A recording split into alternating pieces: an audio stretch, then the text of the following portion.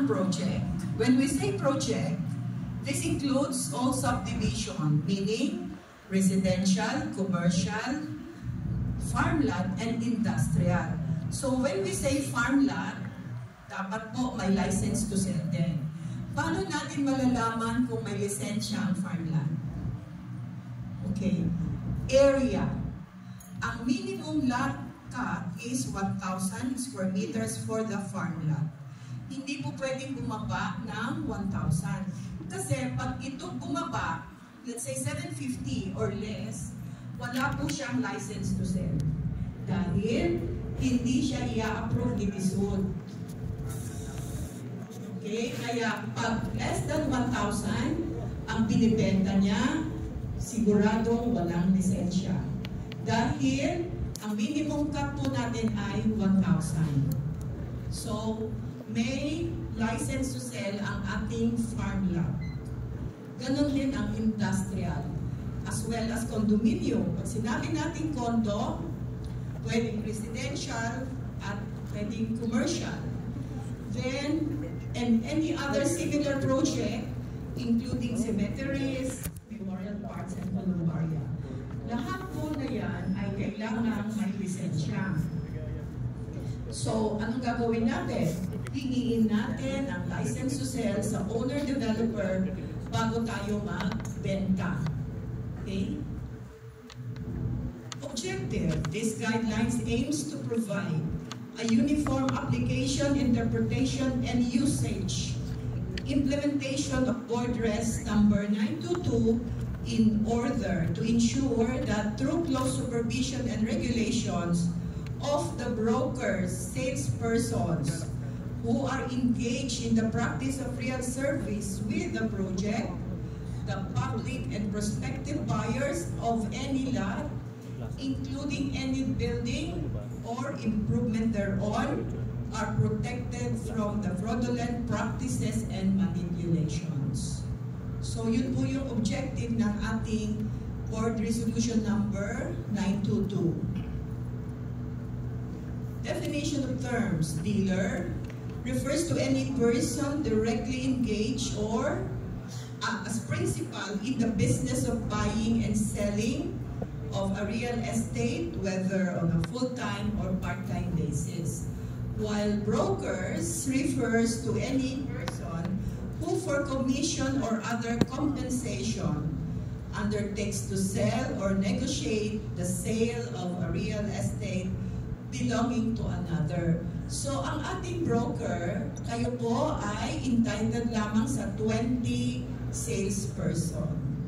Kung ang mga salespersons nyo ay hindi na aktibo or hindi nyo na malocate or wala ng communication with you, pwede natin silang ipa-dislodge para mapunuan natin yung replacement nila.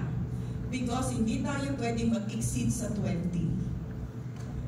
At itong mga salespersons ninyo, ito po ay under your supervision. Meaning, once na kayo nakapag-renew, see to it na nare-renew na rin itong mga salesperson. Kailangan pong i-monitor ninyo na sila ay nakakapag-renew taon-taon. At hindi sila pwedeng mag-renew kung hindi kayo nakapag-renew. So, pwedeng sabay or mauna kayo. Dahil, bakit? Kailangan po kasi i-attach doon sa letter of engagement yung inyong TRC and DSUD ID na renew na. So kung hindi kayo makaka-renew, hindi rin sila makaka-renew. Ang renewal natin is nag-i-start ng November because ang inyong registration or accreditation with DSUD expires every December 31. So, bago mag-expire, meron tayong 60 days, November to December, para mag-renew ng walang penalty.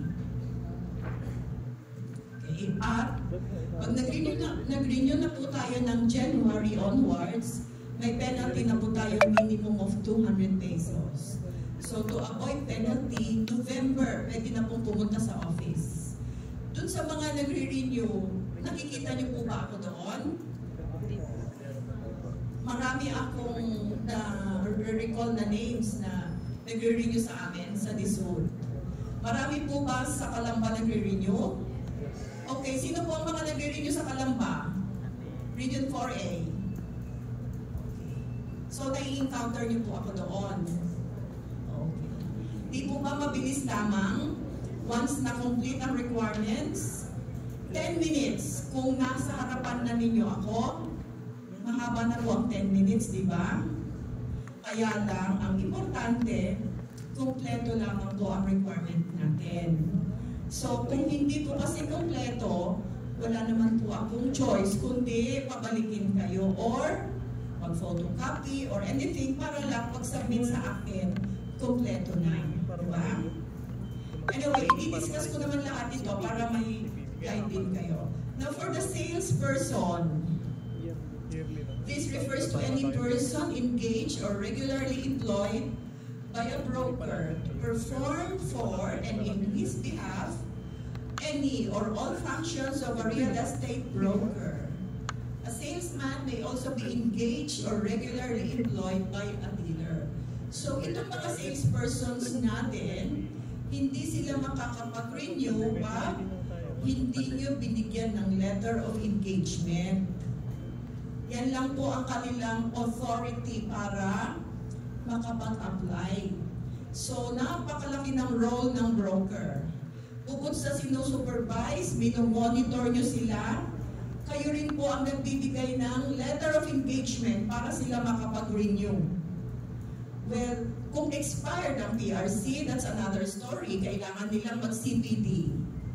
But after the CPD, pupunta na sila kay DSUD, kailangan na nila yung letter of engagement coming from the broker with attached PRC and DSUD ID of the broker. For the newcomers, I suppose wala namang newcomers, no? Kasi po ngayon, medyo pahigpit ang PRC. In fact, ang mga bagong salesperson, pagka tapos ng CPD nila, hihintayin po nila yung 6 months or 4 months dahil kailangan nila ng oath-taking and issuance of reso number. So while waiting for that, hindi pa po sila allowed magpa-accredit with DSUD. Hihintayin namin matapos nila yung proseso doon. Kaya ganun na po kahigpit ngayon. Pangalawa, for the salespersons, nire-require po natin yung certification from PRC na ngayon. Hindi na po tinatanggap yung resibo lamang. Before, resibo lang ay pwede na. Wala naman talagang ID ang salesperson, di ba? Hindi kayo binibigyan ni PRC, ang binibigyan lang ay ang mga broker. So, ang salesperson natin before, resibo lang, pwede na. Ngayon, meron po tayong bagong na kailangan kumuha kayo ng certification from PRC stating the validity of your accreditation as well as indicating po yung broker ninyo. Yun na po ang bago ngayon. Kaya dun sa mga magre-renew for November, at resibo pa lang ang meron kayo at expired na rin naman. Kasi 1 year lang, no? Diba dati 1 year? Although sabi nila 2 years na ngayon. 2 years. Okay. Kung 2 years na ngayon, mas maganda kasi pupunta na lang kayo every 2 years, di ba? Pero see to it na makakuha kayo ng certification from PRC. Stating yung sinasabing 2 years na yan. Para makapag-renew tayo taon-taon sa amin. Ayun pa lang hihingi natin sa PRC. Practice of real estate service. This refers to all persons engaged in the practice of real estate service with any project shall faithfully comply with the provisions of PD 957 and shall not commit any act or representation tending to mislead or defraud, and shall not demonstrate unworthiness to engage in the practice of real estate service.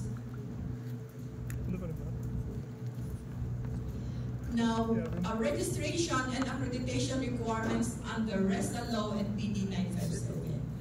Dito po sinasabi na may dalawang government agencies na nagre-require na dapat bago magbenta ang broker at salesperson, sinasabi ng RESA Law, which is the Republic Act number 9646, or known as the Real Estate Service Act of the Philippines, or the RESA Law, requires all brokers and salesperson to be respectively licensed and accredited by PRC or the PRB-RES, which is the Professional Regulatory Board of Real Estate Service, before they can engage in the practice of real estate service. So sinasabi ni PRC, dapat ay registered kayo sa kanya. Accredited ang salespersons. Yan po ang sabi ng RESA Law. And on top of that, panibagong batas ng PD 957 ng DSUD na before, sabi niya, any PRB-RES registered broker or any PRB-RES accredited salesperson can engage in the practice of real estate service, specifically with projects. Laging naka-insert yan na specifically with projects required by law to be registered with the DSUD. Meaning, specific project with license. Yun lang ang sabihin doon. Specifically required by law to be registered with the DSUD, the licensed broker or accredited salesperson shall also register with the DSUD. So, nakita na ninyo na bukod sa RESA Law, may PD 957 tayo na nagsasabi na registered din po kayo kay DSUD. Pero sinasabi dito, after ng PRC. Ha? Because prerequisite po ang PRC sa DSUD. So, ibig sabihin, PRC muna bago sa amin. Kaya pagpunta ninyo, ang lagi niyong titignan, yung validity ng inyong ID.